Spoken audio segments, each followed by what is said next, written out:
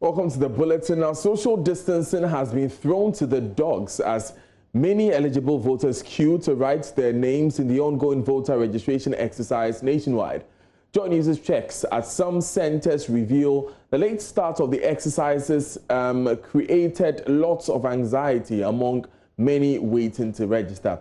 As at 9:30 a.m., JoyNews' Maxwell Agbagba reported that registration had not started at Ododo Diodio, causing many to flout the social distancing protocols.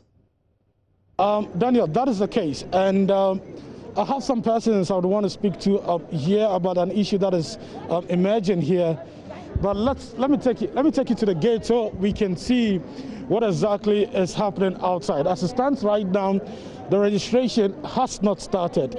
The registration, which was supposed to start at 7 a.m., has not started, and that was because there were some disagreements over the registration places, for the places of the registration, and we had to take the commander of the ministry's police station and then some other security personnel to resolve the matter between the aggrieved, concerned youth of Jamestown. We'll be trying to get some bit of clarity on that shortly, but just to give you an idea of what is happening here. So this is outside the main precincts of the registration center. So you can see people lined up, here in close proximity at this place, and we are told that they'll be made to wash their hands before they get inside.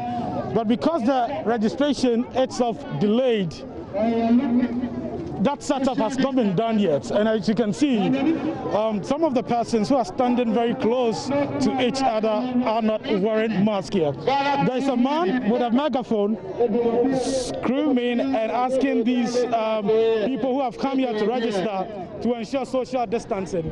But it looks like social distance and they are here. Social distance. Yeah, so trying to advise those who have come here to register to ensure the social distancing, but that is not happening. Few of the people we've seen here are wearing masks. In fact, earlier there were many of them who were not wearing masks, but some security personnel were deployed here after the disagreements, and when they came, they told them that if they do not register, if they do not wear their mask, they are not going to allow them, to do the registration. So many of them had to go to their homes to get their mask and bring them before joining the queue. But for that, they wouldn't have been allowed, to join the queue. But I just want you to the camera technician to pan so we can see some health personnel who have arrived on the ground. Some of them are already seated, and I've been trying to interact with some of them. They tell me that they'll be taking the body temperature of the people who've come here, to register. Some of them are within the precincts of the registration center. Some of them are also now arriving. So let's take you inside. Let's go inside, back inside, and speak to some of the aggrieved parties here. But even as we walk, I want you to see what is happening here. The crowd of people who have gathered, here at this place, waiting to get registered. A lot of them have been waiting for hours. There's a woman here. There's a woman here who's been waiting since 7 a.m. Mommy, what's your name? I'm Auntie Mavis. Auntie Mavis, I know you're not feeling well. I mean, I can see your leg. Sorry, what happened to you? I had an accident. You had an accident? Yeah. Okay. And you came here to register? Because I'm a Ghanaian, so I have to register. So you've been waiting here for how many hours? About 7 hours now. About 7 hours now. That means what time did you come here? Around 4 there. Come again? 4 a.m. Around 4 a.m. Okay. I'm sure you are concerned. Some of your people, some of your friends are not wearing their mask. They are doing what? I'm sure some of your friends are not wearing their face mask. I'm sure you are concerned about this. Oh, I'm concerned, but I'm not so much concerned because they know they have to wear it. And if they are not wearing it, I don't know what to say. Okay. Because everybody's life is in his own hands. So it's up to them. It's up to them? Yeah. Okay. So what are you coming to register with? Is it your Ghana card, your passport, or what exactly? I have my passport and my Ghana card because I'm a Ghanaian. Okay. So I've got all of them. I've got the passport and my Ghana card. Okay, sure. Okay. Thank you very much. You're welcome. Okay. So now let's go inside and then speak to the parliamentary candidate for the Progressive People's Party. He's going to explain to us what the issues really, are at this moment, the issues that halted the registration exercise here today. He will explain to us. Sir, you're welcome to JoyNews. Thank you. Yeah, you've been in a meeting with the commander, the ministry's commander? Yes. Okay, tell me, what exactly did you discuss? Okay, at the meeting. Yeah. Yesterday we had a meeting, APAC meeting with the Electoral Commission. And at the meeting, what happened was that there was a topic about this whole registration thing. And then it happened that there was a gazetted document which was published by the National EC. But at our meeting, we were also informed that there is a document which has been reviewed, and that document has not been gazetted. Therefore, our position at the meeting was that once it has not been gazetted, it is not law. And therefore, we wanted the one that has been gazetted to be used because that is law. The position wasn't really favorable at the meeting, but the EC took a decision that they want to go ahead with the review. We finished the meeting. But at the meeting, I realized that this thing was about to happen. What am I talking about? I realized that some members of the other political parties were not happy. So they don't even want to be recorded that they were part of the decision. We overheard in the evening that there is a petition that has been presented to the EC, and we were invited to come to meeting this morning. This morning I went around the constituent trying to see whether something is happening within the jurisdiction, but nothing of that sort. It means that I have to rush to the EC office to find out what is happening. I came here and then we were invited to the district police station to meet with the commander, which the regional commander also was involved at the meeting. Now, Chief Superintendent Osei Bonsu at the Ministry's Police Command spoke to JoyNews on the matter. Yes, the discussion had to do with some confusion that arose as a result of the review of the registration centers by the Electoral Commission. I think it was a bit different from what had been gazetted, and so it created a bit of confusion. But then after the meeting, it has been resolved. All the stakeholders have really understood what has happened, and they've all given the green light for the registration to start. Okay, we've seen quite a number of your men, are here now. We know that the DOD is one of the hotspots. We want to find out what interventions have been put in place to make sure that the registration exercise happens in a serene environment. We have had enough deployment of personnel here. As you can see, there are others that you can't see, and we hope that will be enough to contain any issue that may crop up. But we are hoping we have done a lot of education and sensitization, and we hope it will work.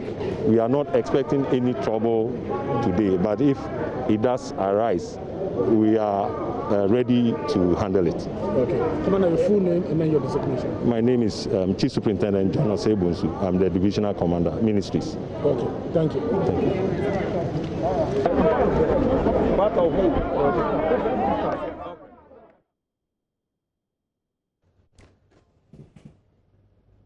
Still live on JoyNews today. Now let's move to a Jiso in the Ashanti region and speak with Ohiming Teria as he interacts with Edward Jamefi, the municipal electoral officer.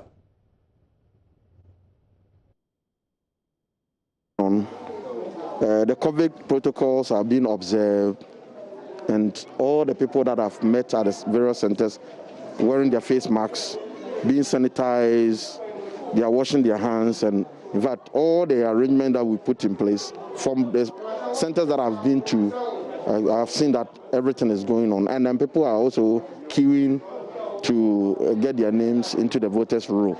So I think all these things have been put in place, and it's working very well for us. I've been covering this exercise for quite some time. Previously, when the biometric machine was introduced, there was issues where people go to the centers and their fingerprints cannot be verified and all that. Have you encountered any of these challenges at any of the centers in your constituency? Not yet. We've not encountered such. As you can see, these are new equipment and they work very fast.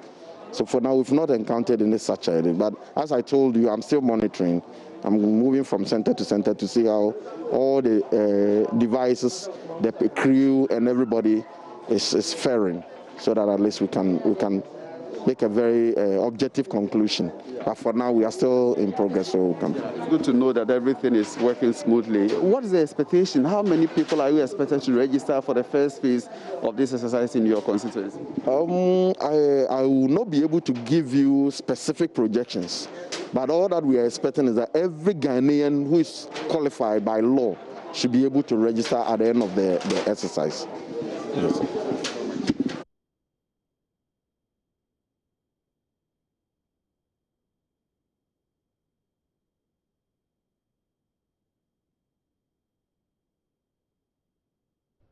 Let's now speak to Michael Bwedu, who is Director for Training at the Electoral Commission. Mr. Bwedu, thanks for joining us.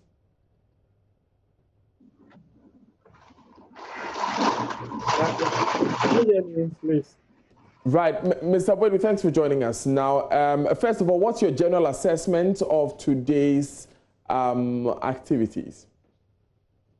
Right. Thank you very much. I think the takeoff has not been generally bad, notwithstanding some few challenges. Generally, I think it's been good, considering the fact that this is the first day, it's early days yet, but our equipment generally has, the equipment have performed creditably well. Our officials largely on top of the job.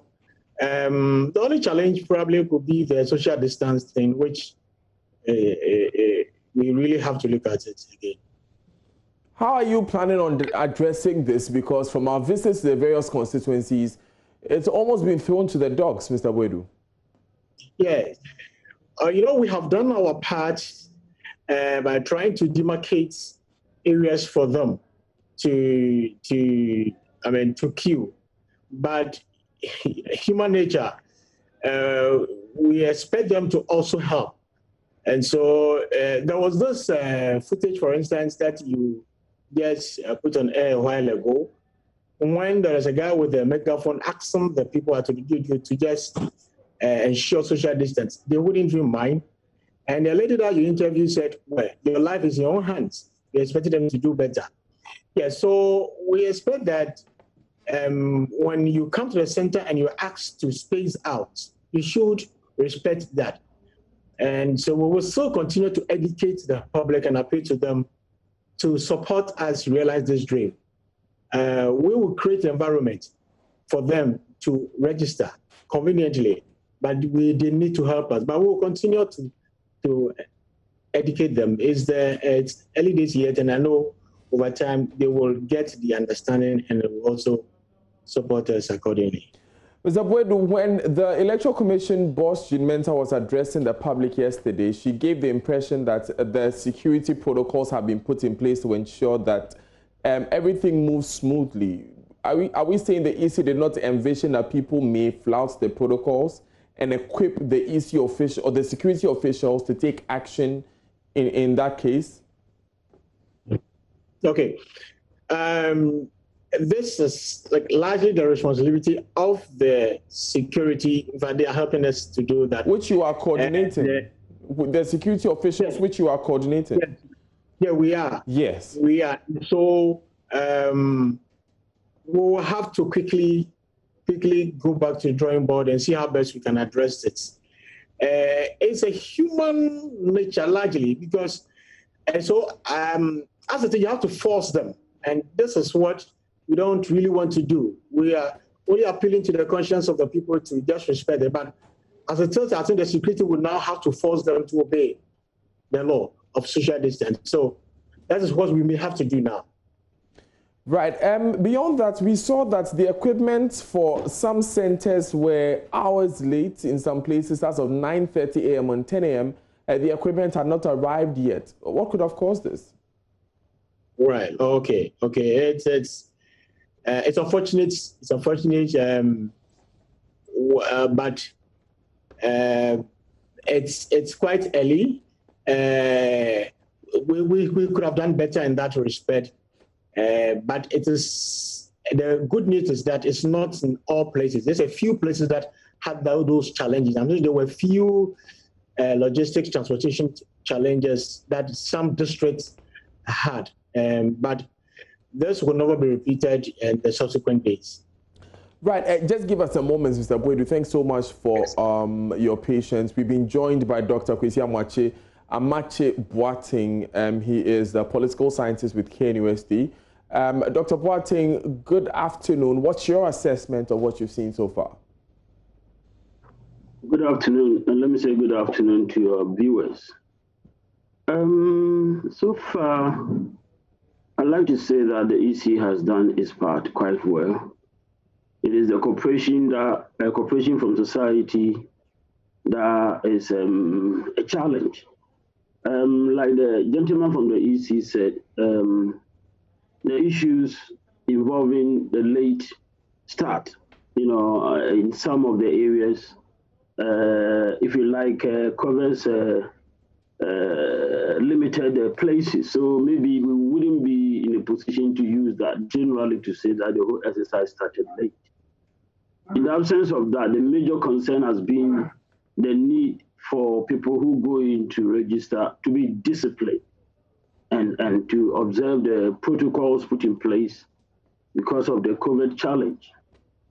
So here, I can understand the EC officers, and I think their reluctance to allow the security people to use force is good. I would not advise that they go ahead to, put pressure on people, but really to, engage them, to let them. I think a basic understanding that if you don't have the face mask on, that you cannot go beyond some areas. I think that one can be really implemented rigidly without necessarily, applying force, power, pressure, or anything. So in the absence of that, so far, we'll say that the exercise has taken off quite well.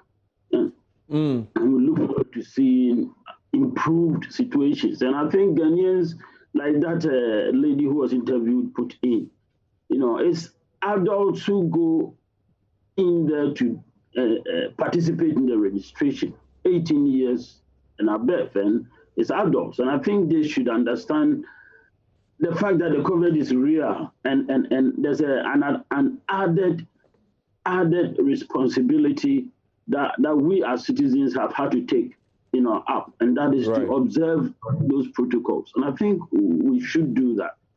Thank you so much, Dr. Amache Boateng, for joining us this afternoon. Let me get a quick final word from Mr. Boedu. We got a question from a listener earlier today, Mr. Boedu, asking that for the COVID-19 positive patients who would like to register still, is there any arrangements for them, those who are in isolation and want to register? Is there any arrangements for them? Unfortunately, we seem to have lost Michael Boedu, who is Director of Training as the Electoral Commission. We'll get the answers to those questions very shortly. Now, in the Ketu South constituency, less than 10 out of the 254 polling centers or registration centers had their thermometer guns to check the temperature of persons waiting to register. Social distancing has also been a big challenge at the centers in Ketu South. Former Deputy Tourism Minister and NDC parliamentary candidate for the area, Chifa Gomashi, spoke to JoyNews. That has occurred this morning, which is that some communities were expecting that it would go on there as well, but unfortunately it's not. So now that they know that it's going on here, those people are also coming here to come and queue, creating a bit of anxiety.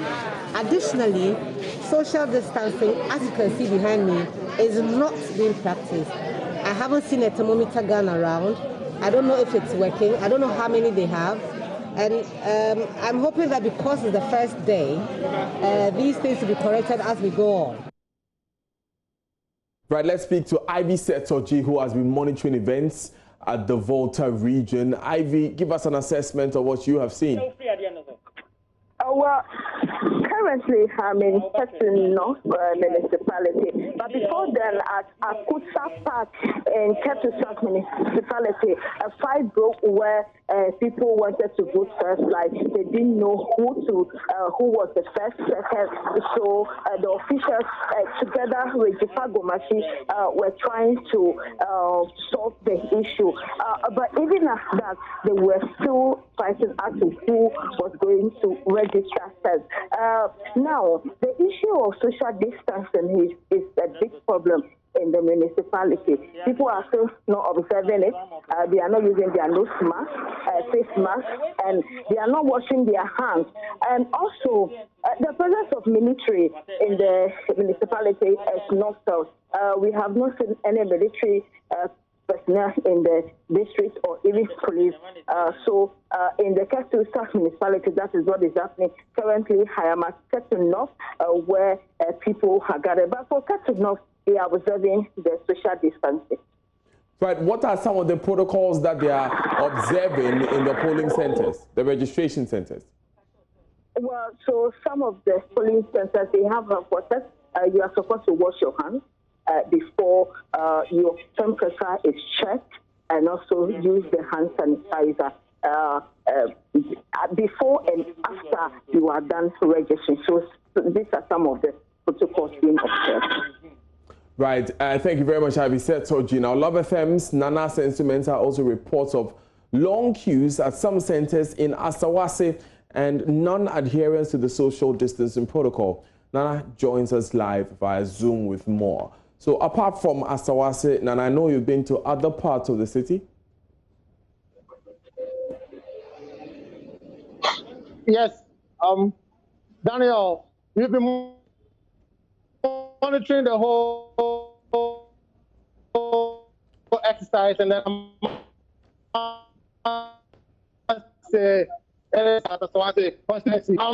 at 14 places.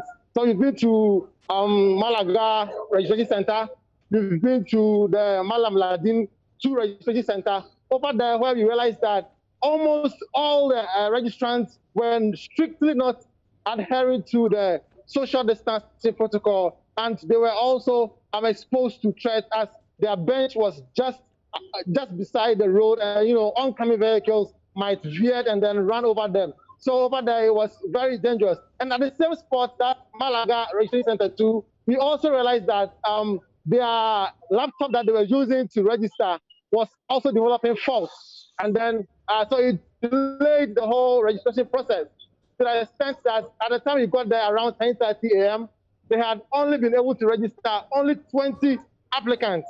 So the applicants who were at that time queued were also frustrated, and then they were also not happy. But right here over there is the Malaga Registration Center, and then over here it is just opposite the Central Mosque here at Asawase. But we also realized that parents or some of the adults would always want their children to stand in the queue for them, and then they will go out and do their own thing, so that the children will be queuing and then without wearing any mask. So these are some of the infractions that we realized. But luckily for us, we have one of the metropolitan. Nana, thank you very much for that report. Let's move to the Western region. Nathalia Kwanzaa reports some drivers are on a sit-down strike. She spoke to some of the commercial drivers there at Sekendi Takrade. police for ba say one play nti ye adwuma na ye adwuma police officer part mu ka kire say ye nko ye adwuma ye na comedy o me say wa ma say police use the word na ma drivers say ye adwuma ye na comedy as police officer yes o kasa sa o kana asa me kire ye adwuma na say na do to say police for no say na wo so ma kasa nche ne in fact abatu bo on che bi abatu ba na kokomoti ba kasa so na do nchi ye kasa ye kanu that's why ya padi amaya kokomoti ba kasa dem metu aka no. Since the pandemic, we are running out of we've got to conclusion that the government is not going to do the drivers. It's like he give to you with left hand and take you to right hand, which is very unfair on the drivers. Now, look at the drivers, they are risking so much. More like the frontline health workers, they are risking so much. And what we want the government to do is that with the normal passenger, which is the passengers, we want to take the people, and then with the nose mask wearing as a must for everybody before they can enter into our vehicles, or else they should allow us to increase the fare so that we can mitigate, we can meet ourselves in halfway, because the fuel has been increased, the insurance and everything we are paying the same, car pass, everything we are paying the same thing. So we can't continue and then nothing comes. From when I go to Accra, from here to Accra in and out, I'm losing about 300 cedis. That's how much I lose per every trip. So imagine if I make 5 trips a week, how much am I losing? So it is having a big toll on us, the drivers. Since we also have the people that we also feel. So thank you. Since we started this COVID-19 pandemic, anytime the president comes to the radio or the television. Let's go on the phone lines and speak to Natalia Kwanzaa, who was interacting with these drivers. Now, if I heard that driver correctly, he says that this policy that drivers should not travel with 4 cars is worrying them. Hello, Daniel. Can you ask the question again? I was asking that it seems the concern of these drivers is that they are reducing the number of passengers that they're traveling with. Yes, so their concern has been that they've reduced the number of passengers for the past 3 months, but and fuel prices have gone high, spare parts prices have gone high. They continue to pay the same tax they've been paying them. So they don't see the need why they cannot increase their fare prices. I mean, they are charging the same thing, even though they've reduced the number of passengers in their cars. Right. We understand you've also been engaging some people on the ongoing exercise, Yes,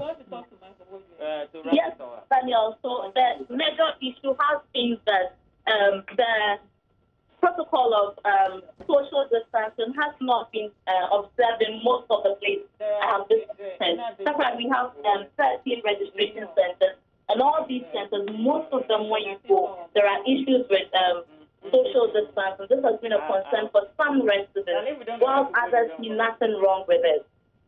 Right, thank you very much, Natalia Kwanzaa, for joining us with these details from Second Itaka, the capital of the Western region. Now, Chief Executive of the National Identification Authority, Professor Ken Atefa, has assured of issuing ID cards to every eligible voter to enable them write their names in the ongoing voter registration exercise. He urges people who have changed their residences after registration to go back to where they registered and pick up their cards. Prof spoke to Kojo Yankson on the Super Morning Show. During the exercise, what we found, twofold concerns. One, in the case of Ashanti region, for example, when we were doing the registration in Ashanti, it was Christmas season. So a lot of people had gone from Accra or wherever they were living to their hometowns in Ashanti region and had gone to register, taking advantage of low numbers there.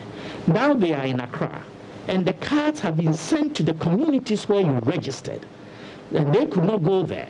I had a situation, a report from Winneba, where it's a university town, largely an academic city, Cape Coast, same.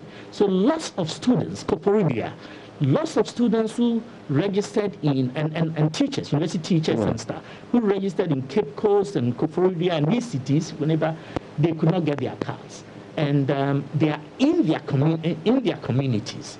Now, for those who will be there by the time the Electoral Commission gets to their community, the issuance will be done there, because we are still will be there. We'll be, right, there's a timetable that we have published about a mop-up exercise. As I speak with you, a mop-up of the mass registration exercise is underway in the Upper West and Upper East regions in order to shore up the numbers, because we realized that registration figures were low. Now, all across the country, we're going to do mass registration mop-up. For most of those places, I think excluding Bono, Ahafo, and Bono East, and then Greater Accra and Ashanti, just about 2 or 3 days. For all the other regions, EC will be there, or NIA will be there, while EC registration is also there. So people can pick up their cars and do the needful.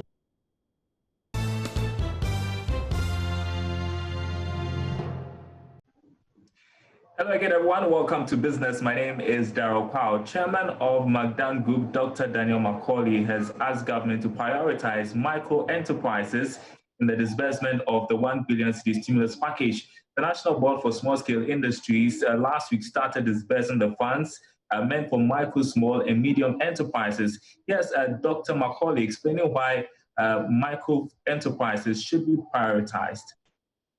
It depends on the master plan we put together to help.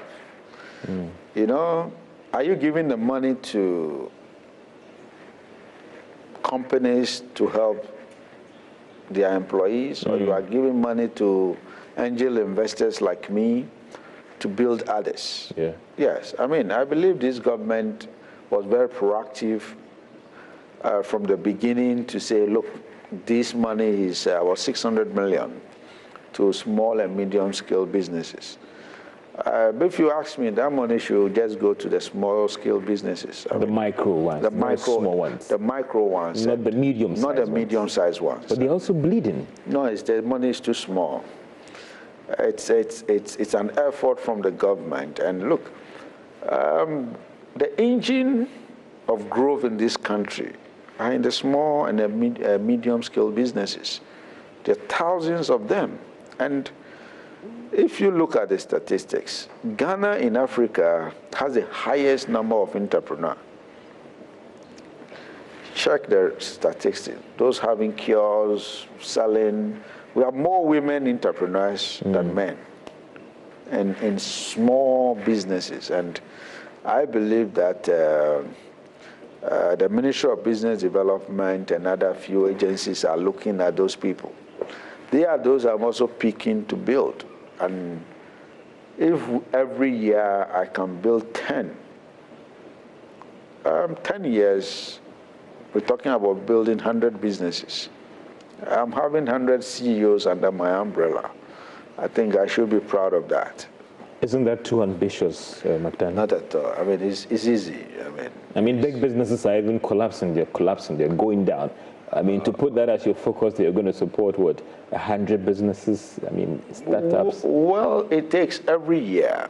It's not that I'm going to do all at the same time. Well, in the wake of the COVID-19 pandemic, entrepreneurs have to face a new reality that is not only affecting the health of millions around the world, but an unprecedented economic downturn. How do entrepreneurs survive? That is important conversation we seek to have on a special edition of the masterclass, that the Entrepreneurial Rebound, which airs on Joy FM. The host, Yao Enim Banafo, sheds more light on the discussion.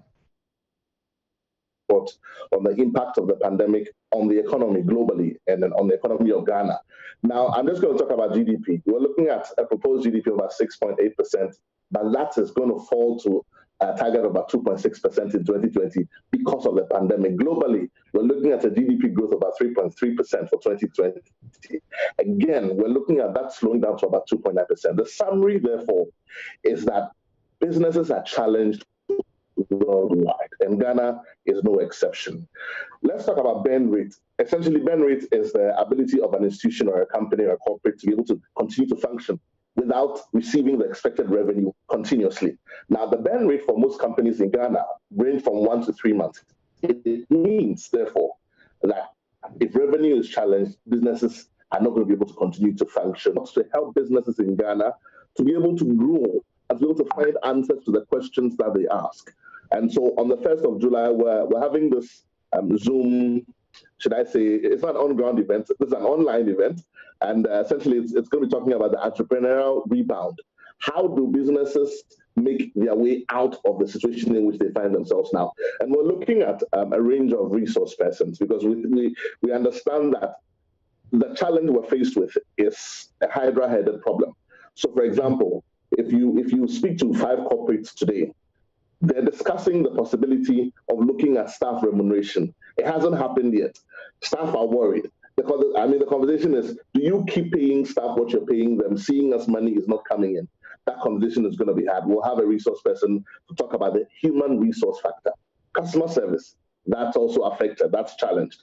Tax, we're looking at a tax shortfall on import duties alone this year of about 808 million. Again, we're going to have some tax consultants there on the show to speak to us. And then innovation. I think that's the greatest thing now. You need to be able to innovate in these times to be able to survive.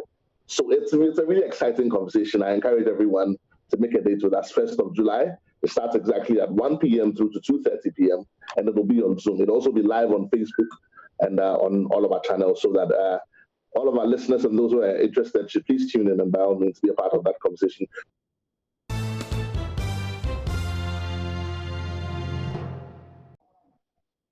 Welcome back from the break. You're still live here on the JoyNews today. It's now time for the sports segment, and my name is Rick Wampofo. And as I was saying earlier, today is a crucial day in Ghana, especially because the Executive Council are currently meeting to decide the future of the Ghana Premier League. We are told that they've done 1 hour out of the proposed 3 hours of meeting so far. But in case you're wondering what the meeting would be about, there's more in this report.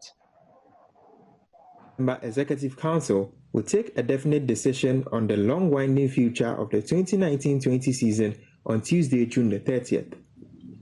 Earlier, the Ghana FA reacted angrily to various media reports which revealed the body has unanimously voted to cancel the season. However, the FA will hold an Executive Council meeting on Tuesday to lay to rest the speculation surrounding the future of the season. With the government reluctant to ease restrictions for the resumption of contact sport, the decision from the Executive Council will make for an interesting reading. The season has been thrown into turmoil since football was suspended back in March this year amid uncertain signals from government, which is reportedly unwilling to risk players and officials back onto the pitch. Ghana lifted a partial lockdown in April but has been reluctant to allow football to return despite easing restrictions for non-contact sports. Some Premier League and Division 1 League teams were hoping for a return of the game shortly after the easing of restrictions, targeting a mid-August resumption of their seasons. But that may remain a pipe dream with the Executive Council currently under enormous pressure to cancel the season. A majority of clubs in the bottom half of the Premier and Division 1 leagues want the season scrapped amid the coronavirus shutdown, while a chunk of administrators are pushing for the current campaign to be axed. While TV rights holders Star Times and FA Cup sponsors. We'll be getting you more details of what happened in that meeting at 2 p.m. Live here on the JoyNews channel when Sports Today comes your way. But before I do go, I did mention that there would also be a very important meeting, and that is between CAF's executive committee as well, as they are also deciding what the fate of the Black Stars would be actually in terms of when the Confederations of African Football, that's the AFCON, and would be taking place whether to the next year or 2022. The news reaching us is that they have made a decision on that one, and AFCON 2021 has now been moved back to a year, so it'll now be hosted still in Cameroon, but 2022. That would mean that players would have to play in that tournament and then go and play in Qatar for the World Cup as well. But in terms of the agenda on the list, there would also be some key decisions on the fate of the Women's Africa Cup of Nations, which would also take place, which was supposed to take place in November, and then the start date of CHAN interclub competitions and whether to have Women's Champions League football or not. But I'll be back with more sports stories. In the meantime, that wraps it up for the segment here. My name is Eric Wampofu.